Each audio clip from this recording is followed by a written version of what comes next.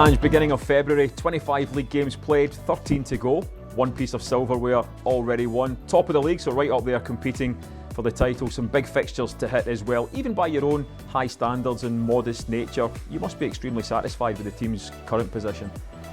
I'm satisfied with our progress. I mean, I think that's the main thing for me, is that we're improving and our football's improving.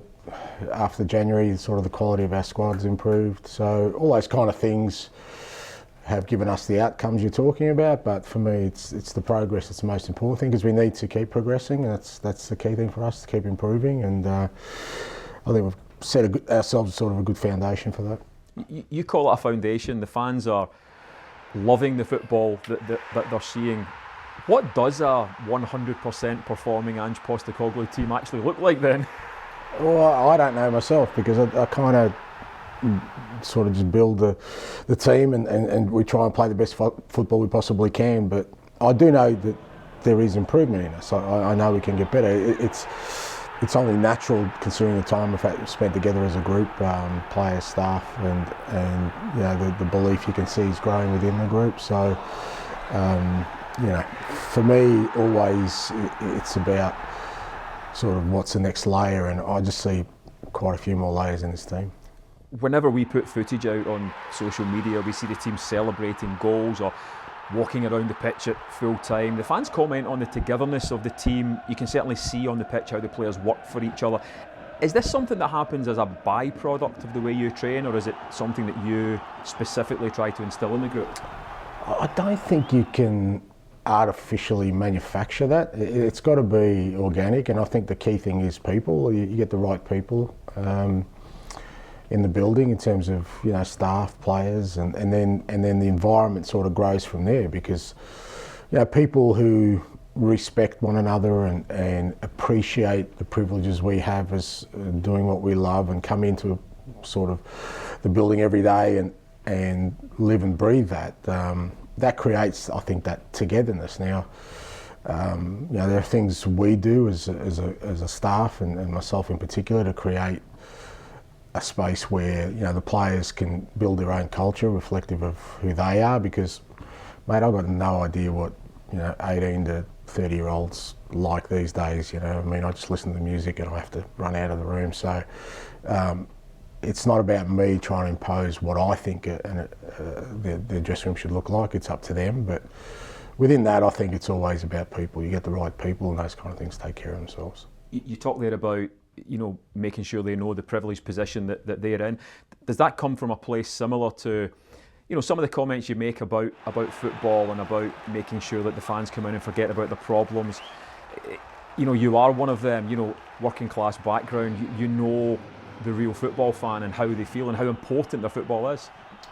Well, I guess I just realise, I just reflect on what football has given me. So in many respects, it's it's probably been the one foundation in my life, because all my friends, every meaningful relationship, I met my wife through football. So everything I've sort of achieved, my journey in life has been alongside football. So I kind of, feel really appreciative of that and understand the impact that it can have on people's lives. So, and I love sharing that, with others. So, whether you're a supporter or, and we're the privileged ones where, this becomes our sort of vocation as well. We get paid for doing what we love. Then you got to understand it's a position of privilege.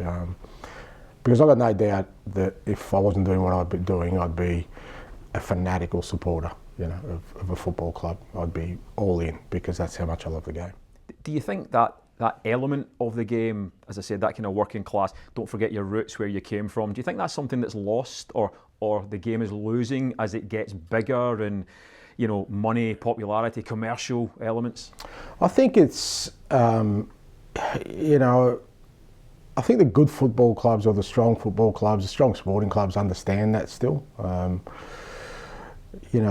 There's always going to be this fight between the traditional sort of core values of football club and what we know is commercialisation, and you need resources to to sort of make sure football clubs grow. But you know, you've seen it in the past. Whenever a football club goes too far away from its roots, there's inevitably a backlash. You realise, okay, this is not who we are, and the supporters are usually the first ones that will bring you back to earth in terms of that. So, we saw it with the game in general when they, sort of tried to mess with the European Super League and everything like that last year, that a lot of these decisions are made in kind of boardrooms with people who are fairly like-minded in life and don't have the diversity of what a football club supporter base has. And, I still think that the really strong clubs, the ones with traditional values, will always stay close to who they are, because I don't think the supporters will let them get too far away from that. Let's talk about the next game then. Aberdeen at Postecoglou. Last time you went there, a late Jota goal got us the 3 points. Is that a case just now of just keeping the momentum going? No, because I think I get a bit wary when people talk about momentum, because momentum kind of means you just, you get on the surfboard and the wave takes you along, and I really still think we've got to be making sure that we keep improving. That's our challenge, not to think that we're just going to roll out there and because it happened last week or the week before it's going to happen again. We've got to prepare ourselves the same way. We've got to respect every opponent, respect every challenge. The venues we play at away from home are always a challenge, so we've got to be ready and up for it to play our best football, because if we think that something will just happen organic, sort of naturally, because things have gone well in the past, then you fall into the trap of maybe getting a bit complacent. In terms of detail for Wednesday then, any players missing with injury from the weekend, any coming back? No, and everyone got through the game really well, and we were able to rest a couple, which was important. And I think for us moving forward, that's going to be a key component of us continually trying to raise our levels, is that we need to use players through this process. We have some really good depth now. We're getting more depth in our squad, and you saw somebody like Tom perform really well, but we can't expect Tom to perform really well if he plays the next 8 games in the next 28 days. So us being able to rotate is important. So everyone got through it really well, and Joske's training with the group. He won't be ready for Wednesday, but should be right for the weekend, which is also promising. With that then, and more players coming back, still just 2 or 3 out, do you feel as if your squad is getting to that point where it may be as strong as you've seen? Well, we're getting to that point. I mean, it's only been the sort of last few days, and obviously we've still got Kyogo and Davey Turnbull to sort of get through their rehab, and even young Johnny Kenny sort of getting to a space where he can train with us. So we're getting to that space, and like I said, it's going to be important because we're coming up to the critical part of the year.